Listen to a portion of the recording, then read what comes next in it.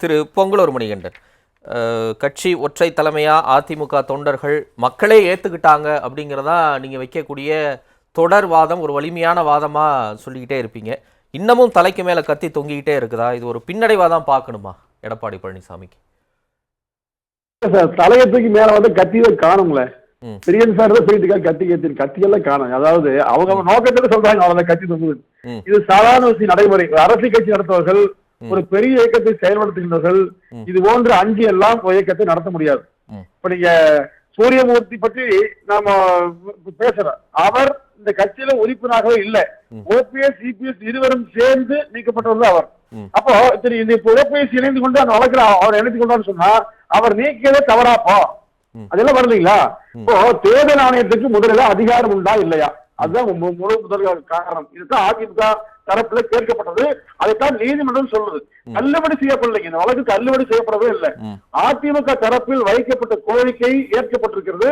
நீதிமன்றத்திற்கு இணையான அதிகாரம் தேர்தல் கமிஷன் இருக்கிறதா என்பதை ஆராய்ந்து அதுக்கான விளக்கத்தை கொடுங்க, அப்புறம் முடிவு தான் சொல்லுங்க. அதான் அவரு பிரியன் டிஃபரன்ஷியேட் பண்ணி சொன்னார் பாருங்க. அந்த அண்டர் 15 அந்த 15 விதி 15க்கு கீழே போயிருக்கிறதுனால இப்ப சூரியமூர்த்தி நீங்க சொல்ற மாதிரி அதிமுக உறுப்பினரே கிடையாது. ஆனா அவர் என்ன சொல்றாரு, இவங்க ஒரிஜினல் அதிமுகவே கிடையாது, இவங்க கிட்ட நான் எப்படி உறுப்பினரா இருக்க முடியும், கட்சிக்காரரா இருக்க முடியுங்கிறதா அவர் சொல்லக்கூடிய மிக முக்கியமான ஒரு விஷயம். அதனால இன்னமும் அதுல வந்து உயிர்ப்பு இருந்துகிட்டு தான் இருக்கு அப்படின்னு அந்த வாதங்களை வைக்கிறாங்களே, அதை ஏற்கிறீங்களா இல்லையா?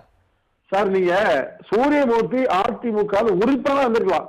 இப்ப நீங்க குறிப்பிடக்கூடியவர்கள் எல்லாம் வந்து அதிமுக இல்லன்னு சொன்னீங்கன்னா அவர்கள் தலைமை செயலாளராக, மாவட்ட செயலாளராக, அமைச்சர்களாக கட்சியில முக்கிய முறைக்கூடிய பொறுப்பு தான் இல்லையா? அப்ப யாரு இதுல முக்கியமா இருப்பாங்க? அதிகாரம் இருப்பாங்க. ஒவ்வொரு நபரும் அதிமுக ஒவ்வொரு நபரும் இப்ப கூட பாருங்க 26 முன்னாடி ஒவ்வொரு நபரும் இதே மாதிரி வழக்கு போட்டுக்கொண்டே வந்தால், அது நீதிமன்றத்திற்கும் தேர்தலையும் சென்று கொண்டே வந்தால் அதிமுக கட்சியிலுமே என்ன ஆகுங்க? இது வந்து இந்த மாதிரி விவாதத்திற்கு ஒரு சில நாட்கள் அது பயன்படும் ஒழிய நிச்சயமாக எந்த வகையிலும் அதிமுகவுக்கு பாதிப்பை ஏற்படுத்தாது. ஏன்னா தேர்தல் ஆணையத்துக்கு என்று நான் ஒரு கட்சி பதிவு தெளிவா சொல்றேன்.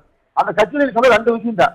அதுல பதிவு செய்த பிறகு ஒவ்வொரு ஆண்டும் பொதுக்குழு அது யார் நீக்கப்பட்டாங்க, யார் இருக்காங்க, அது என்ன மாதிரியான விதிகள் இருக்குது, இதையெல்லாம் பின்பற்றி நாம் அனுப்புற போது அதை நான் நேரடியா போய் ஆய்வு செய்ய பதிவு பண்ற நல்லதான். பதிவு செய்து வேலை பதிவு இருந்த மாற்றமே இல்லை.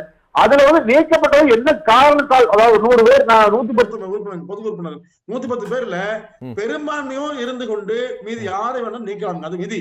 இது வந்து எல்லா கட்சிக்கும் பொருந்தும். நீங்க உறுப்பினர் அனைவரும் சேர்ந்து தேர்வு செய்ய வேண்டும் என்பது அதிமுக விதி. இதை தாண்டி அந்த கட்சியில எல்லா முடிவுகளும் எடுப்பதற்கு பொதுக்குழு தான் அதிகாரம் உண்டுங்க. அப்ப அந்த பொதுக்குழு என்ன முடிவு எடுத்திருக்கிறதோ அதன்படிதான் இங்கே செயல்பட்டு இருக்கிறது. ஓபிஎஸ் இதை நீங்க சொல்றீங்கல்ல, ஏன் இன்னைக்கு அப்ப வந்து ஹைகோர்ட் வந்து எலெக்ஷன் கமிஷன் இதை விசாரிக்கலாம், சின்ன ஒதுக்கீட்டு அடிப்படையில விசாரிப்பதற்கான வாய்ப்புகள் இருக்குன்னு ஏன் சொல்றாங்க? என்ன காரணத்துல சொல்றாங்க சொல்லுங்க சார். எந்த ஒரு வழக்குமே இப்ப முகாந்திரம் இருந்தாலும் இல்லாவிட்டாலும் கூட ஒரு நீதிமன்றத்துக்கு சென்றாலோ அல்லது வேறொரு காரணம் தேர்தல் கமிஷன் போன்ற ஆணையங்கள் சென்றாலோ அதை விசாரிச்சு பார்த்தே ஆகணுங்க. விசாரித்து ஆகணும். விசாரிக்க முடியாது சொல்ல முடியாது. விசாரிக்க முடியாது. அதுதான் இங்க உள்ள மிக முக்கிய சிக்கலுங்க. விசாரிக்க ஒப்புக்கொள்வதே உங்களுக்கான ஒரு சிக்கல், ஒற்றை தலைமைக்கு உண்டான சிக்கல்ங்கிறது தான். அதிமுக இதுல வந்து பாதிக்கப்படுது என்று நினைக்காத சிக்கலுங்க. இப்ப நீங்க எதுவுமே இல்லாம வந்து நீ பாருங்க, தர்மம் பண்றது நீதிமன்றம் சொல்வதற்கு வாய்ப்பு உடைய தர்மம் எப்படி வெல்லுங்க? பொதுக்குழு, செயற்குழு, எம்எல்ஏ, எம்பி, மாவட்ட செயல் எல்லாம் யாரு இருக்கான்னு பாருங்க, எங்க இருக்கான்னு பாருங்க. இப்ப அதுதான் தர்ம மொழிய இல்ல. அவங்க தர்ம வெள்ளி எதுன்னா, எம்ஜிஆர் பயன்படுத்திய இரட்டை இலையை துரோக செயல்களால் எடப்பாடி பழனிசாமி கைப்பற்றி விட்டு அவர் பயன்படுத்துறது தான் எங்களுக்கு ரொம்ப தாங்க முடியல, அதை நாங்க நிச்சயமா விடமாட்டோம் அப்படிங்கறதா அவங்க எடுக்கக்கூடிய ஸ்டாண்டு. புகழேந்தியோ இல்ல கேசி பழனிசாமியோ அந்த ஸ்டாண்ட் எடுக்கிறாங்க. நீங்க ஜெயலலிதா அம்மாவுக்கு இரட்டை இலை சின்னம் ஜானகிமாம் சேர்ந்து கொடுத்த போதும் இதே மாதிரி பல பேர் சொன்னாங்க. வெளியில கட்சியில சேர பல பேர் சேர்ந்து இருந்தாங்க. அது சொல்லுவாங்க. இப்ப நீங்க துரோக செயல் என்னங்க? கட்சி ஒட்டுமையா இருக்குது. ஒட்டுமொத்த கட்சி சொல்லுவீங்களா? ஒட்டுமொத்த எம்எல்ஏ சொல்லுவீங்களா? ஒட்டுமொத்த பொதுக்குழு சொல்லுவீங்களா? எப்படி சொல்லுவீங்க? இல்லங்க, இப்ப இல்ல நான் என்ன சொல்றேன், இல்ல நீங்க உங்க கேள்விக்கே வரேன். இப்ப கேசி பழனிசாமி என்ன சொல்றாருன்னா, நாங்க எல்லாரும் ஒருங்கிணையணும் அப்படிங்கிற ஒற்றை கோரிக்கையை வைக்கிறோம். ஏன் அதை முற்றுமுழுதா அவர் நிராகரிக்கிறாரு? இப்ப நான்லாம் வந்து 1972 இருந்து கட்சியில இருக்கேன். திரு எம்ஜிஆரை பார்த்து தான் நாங்கள் கட்சிக்குள்ள வந்து இந்த கட்சிக்காக பல விஷயங்களை, பல உழைப்புகளை நாங்கள் கொட்டி இருக்கிறோம். இன்னைக்கு எங்களை வந்து அவர் வெளியேற்றணும்னு நினைச்சுக்கிட்டு அவர் மட்டுமே அதிமுகவின் முகமா இருக்கணும்னு நினைக்கிறாரு.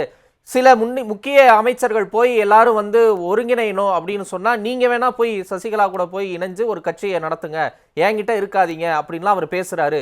இப்படி பேசுவதற்கான அதிகாரம் அவருக்கு யாரு கொடுத்தது? அதனால அவர் தலைமையில அதிமுக செயல்படுவதை நாங்கள் அனுமதிக்க முடியாது அப்படின்னு பேசுறாங்க.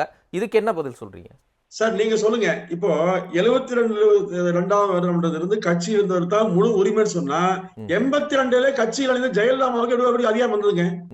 எப்படி ஏத்துட்டாங்க? முழு உரிமைன்னு சொல்லலங்க, எங்களை சேர்த்து செயல்படுங்கன்னு தான் நாங்க சொல்றோம். எங்களை உள்ளே விட மாட்டேங்கிறாரு அவரு. எங்களை ஏன் அவர் உள்ள கூட அனுமதிக்க மாட்டேங்கிறாருங்கிறதா அவங்க சார்ஜ். தலைவர் பதவி கேட்கல.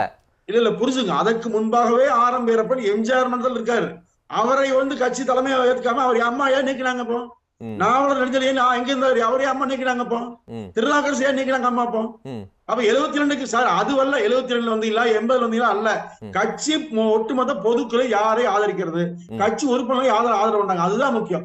விதிகள் தான் முக்கியம். இந்த விதிகள் வந்து மாத்தலாம்னு சொல்றேன். மாத்துவதற்கு பொதுக்குழுவுக்கு முழு அதிகாரம் உண்டு. அது திரும்ப திரும்ப சொல்லியாச்சுங்க. அந்த உறுப்பினர் தேர்வுங்கிறத மாற்றவே இல்லை. மற்ற எல்லாவற்றையும் மாற்றலாம் என்று அதையே இருக்கு சார். நீ வேணா ஒண்ணு இல்லை சார், பேசுறவங்கள பொதுக்குழுவுடைய அந்த அதிமுக விதி புத்தகத்தை கையில் வச்சு சொல்லுங்க, வரிக்கு வரி படிக்க சொல்லுங்க. அதுல மாற்றம் வந்தா பாருங்க. அவங்க வசதி மாதிரி மாத்தி பேசுறாங்க. இல்லங்க, அதுல யாருமே இங்க கொஸ்டின் பண்ணலங்க. பொதுக்குழு பத்தியோ இல்ல நீங்க ஒருங்கிணைப்பாளர், இணை ஒருங்கிணைப்பாளர், அதுக்கப்புறம் பொதுச் செயலாளர், அதெல்லாம் நம்ம ஆண்டு கணக்கா வாதிச்சுட்டு இருக்கோம். அதுல எந்த சிக்கலும் கிடையாது. இப்ப இந்த சின்னத்துல உங்களுக்கு ஒரு செக் பாயிண்ட் வச்சுட்டாங்க அப்படிங்கறத எல்லாரும் சொல்லக்கூடியது. அது உங்களுக்கு ஒரு ஆபத்தா வருமா இல்லையா? அவ்வளவுதான் சிம்பிள் சார். எந்த ஆபத்தும் சின்னத்திற்கு வராது. ஒரு தனிநபர்கள் கட்சியிலிருந்து விலக்கப்பட்டவர்கள் இல்ல ஏதோ குறிக்கிறன்னு கேக்குறாரு திரு பிரியன். பொங்கலூர் மணிகண்டன் சார், ஒரே ஒரு கேள்விக்கு மட்டும் பதில் சொல்லுங்க. பொதுக்குழு உங்களை ஆதரிக்குது அல்லது வந்து எம்எல்ஏக்கள் ஆதரிக்கிறாங்க, எல்லாமே நானும் ஒத்துக்கிறேன், எடப்பாடிக்கு ஆதரவு இருக்குன்ட்டு. ஆனால் இவ்வளவு ஆதரவு இருந்து கூட தேர்தல் கமிஷன் உங்களுக்கு அந்த சின்னத்தை கர்நாடகா எலெக்ஷன் முன்னிட்டு கொடுக்கும்பொழுது இது டெம்பரரியாக கொடுக்குறோம், சப்ஜெக்ட் டு சிவில் கோர்ட்டோட ஜூரிஸ்டிக்ஷனுக்கு ஏற்றபடி தான் கொடுக்குறோன்னு சொல்லி கொடுத்தாங்களா? வேற ஒரு கம்யூனிகேஷனில் எலெக்ஷன் கமிஷன் என்ன சொன்னாங்க? நீங்கள் 11/7 அன்றைக்கு இடத்துல பொதுக்குழு ஆவணங்களை நாங்கள் பெற்றுக்கொண்டோம், ஆனால் இறுதி தீர்ப்பு என்பது சிவில் கோர்ட்டோட ஜூரிஸ்டிக்ஷனை பொறுத்து தான் இருக்குது அப்படின்னு சொன்னாங்களா இல்லையா?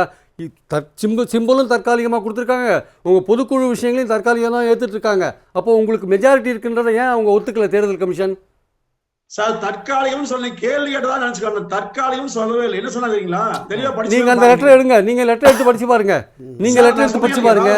இல்ல எனக்கு நினைவு இருக்கு, கர்நாடகா எலெக்ஷனுக்கு தற்காலிகமா கொடுத்தாங்க. ஈரோடு இடைத்தேர்தல் போது அது தமிழ் மகன் ஹுசைன் கைது போட்டு சொன்னாங்க. அதுக்கு தமிழ் மகன் ஹுசைன் கூட்டி யாருக்கு பெரும்பான்மை இருக்கிறதோ அதன் அடிப்படையில சின்னத்தை பெற்றுக்கொள்ளலாம் சொன்னாங்க. சரி, அது பாருங்க, நீங்க திரும்ப பாருங்க. அப்போ அதுக்கு பிறகு உச்சநீதிமன்றம் திரும்ப சொல்லுங்க. தேர்தல் கமிஷன் சொல்லுச்சு, உச்சநீதிமன்றம் சொல்லுச்சு. அந்த தேர்தல் கமிஷன் கூட தானா தரல சார். உச்சநீதிமன்றம் போய் உச்சநீதிமன்றத்துடைய வழிகாட்டு கொடுத்தாங்க, தானா தரல. தற்காலிகமே அல்லது உச்சநீதிமன்றம் சொல்லிய பிறகு வேற வழி இல்லாம தேர்தல் கேஸ் ஒதுக்கீடு செஞ்சாங்க. அதுதான் நீடிக்குது, அவ்வளவுதான். அது மட்டுமல்ல, இறுதி தீர்ப்பாகவே எல்லாமே கொடுத்தாச்சு. நீங்க சிவில் கோர்ட் இறுதி தீர்ப்புலாம் வரவே இல்லை சார். இறுதி தீர்ப்புலாம் வரவே இல்லை. சின்னத்துக்கோ கட்சிக்கோ பிரச்சனை அல்ல, பிரச்சனை வரல இல்லன்னு நம்புறீங்க. Right, okay. திரு மணிகண்டன், எப்படி பாக்குறீங்க? இவ்வளவு குற்றச்சாட்டுகளையும் மீறி இவங்க நெருக்கடி கொடுத்துக்கிட்டு தான் இருக்கிறாங்க, ஆண்டு கணக்கா இருந்தாலும் கொடுக்குறாங்க. ஒரு பெர்செப்ஷன் கிரியேட் ஆகிட்டே இருக்குல்ல, நீங்க வந்து அதிமுகவுக்கு இவர் தான் ஒற்றை தலைமை, இதுதான் சின்னம் அப்படிங்கிறது இல்லாம அடிக்கடி இது கேள்விக்கு உட்படுத்தப்படுது இல்ல, அது மக்கள் மத்தியில அந்த சந்தேகத்தை மீண்டும் எழுப்பாதுன்னு நம்புறீங்களா தேர்தல் கிட்ட வரக்கூடிய இந்த காலகட்டத்துல? இல்ல, நெருக்கடி வரட்டுங்க, நெருக்கடி கொடுக்கட்டுங்க. அப்பதான் ஒரு அரசியல் கட்சி சரியா இயங்க முடியும். எதிரிகள் வந்து வெளியில மாதிரி நெருக்கத்தை நம்ம சரியா போக வேண்டும் என்கிற எண்ணமே வருங்க. பொதுவில் நல்லதா இருக்கு. நீங்க என்னங்க சொல்லுங்க சொல்லுங்க சொல்லுங்க. இல்ல, அதிமுகவிலேயே இப்ப நீங்க ஒரு அச்சம் இருக்குது. வெளியில வந்து யாருமே எதுவுமே சொல்லின்னு சொன்னா தாந்தோந்தனமா சில முடிவு எடுத்துருவாங்க, அந்த பயம் இருக்குது. ஆனா அப்படியே வெளியில எல்லாம் அதிகமா இருக்காங்க. ஏதாவது தவறா பேசணும்னா மிகப்பெரிய பட்டிக்கணும் பயம் இருக்குது. அப்ப இந்த பயம் அவசியம் தான். இப்ப ஓபிஎஸ் அவர்களோ மற்றவர்களோ எவ்வளவு நெருக்கடி கொடுத்தாலும் அது வந்து அது சரியாவே போயிட்டு இருக்குங்க. தொண்டர்கள், தமிழ்நாட்டு மக்கள் எப்படி பாக்குறாங்களோ அதன்படி நிச்சயமாக அதிமுக இயங்கும். இல்ல, இப்ப சின்னம் முடக்கப்படும்னு ஒரு நம்பிக்கை வெளிப்படுத்துறாங்கல்ல. ஒருவேளை இன்கேஸ் சின்னம் முடக்கப்பட்டா அதை எதிர்கொள்ளக்கூடிய அளவுக்கான ஒரு பலத்தோட நீங்க இருக்கிறீங்களா? எடப்பாடி பழனிசாமி இருக்கிறாரா? சார், எதிர்கொண்டுதான் ஆகணும். சின்னம் முடக்கப்பட்டா அடுத்து என்ன செய்ய முடியும்? இதுக்கு பயந்து எப்படி சார் அரசியல் பண்ணுவீங்க? எதுக்குமே பயப்பட முடியாது சார். எதுக்கும் அச்சப்பட முடியும். ஒரு வழக்கு வந்தாலே ஓடி ஐயோ வந்து பயந்துவாங்க. தொடர்ந்து வழக்கு எல்லா உச்ச நீதிமன்றம், உயர் நீதிமன்றம், தேர்தல் கமிஷன், உரிமையல் நீதிமன்றம் தொடர்ந்து வழக்கிலேயே கட்சி நடத்துறாங்க. ஆனா இதையெல்லாம் தாண்டி அதிமுக இயங்குதுங்க. அதனால எந்த வழக்கு வந்தாலும் சரி, எது போனாலும் சரி, அதிமுக சந்திக்குங்க. சின்னம் முடக்கப்பட்டாலும் அதிமுக சந்திக்குங்க. இல்ல இதெல்லாம் கூட ஓகே. இப்ப செங்கோட்டையன் மாதிரியான அதிருப்தி குரல்களை எப்படி சந்திப்பீங்க, சமாளிக்க போறீங்க? அது இனிமேல் அதிகமா வருவதற்கான வாய்ப்பு இருக்குன்னு கூட கட்சிக்குள்ள இருந்த செய்திகள்லாம் வெளியே வந்துகிட்டு இருக்கு. அதையும் சமாளிச்சிருவீங்களா? சின்னத்தோட சேர்த்து இந்த விஷயங்களையும். செங்கோட்டையன் மிக கண்ணியத்துக்குரிய தலைவர். அவர் கட்சிக்கோ ஆட்சிக்கோ சிறு ஒரு துரும்பு கூட கெடுதல் நினைக்காத ஒரு தலைவர். அவருக்கு சில மனக்குறை இருக்கலாம், நம்ம மறுக்கவே இல்லை. அந்த மனக்குறை சரி செய்யப்படும். அவர் சொல்லுவதில் சில நியாயங்கள் இருக்கிறது, நம்ம மறுக்கவே இல்லை. அந்த நியாயத்தை பொதுச்செயலாளர் பேசி அவர் சரி செய்ய வேண்டும். செங்கோட்டையவர்களை ஒருபோதும் அதிமுக விட்டு தராது. அவரால் இந்த கட்சிக்கு எந்த களங்கும் வராதுங்க. ஏன்னா அவர் 8வது உயரம் இல்ல, அவருக்கு தான் எல்லா வாய்ப்புகளும் தேடி வந்திருக்க வேண்டும். ஆனாலும் கட்சிக்காக தியாகம் செய்த ஒரு மாபெரும் தலைவர். அந்த தலைவரால் எந்த தீங்கும் அதிமுக வராதுங்க. வந்தால் அவர் நிச்சயமாக பேசி சரி செய்வார். சரி.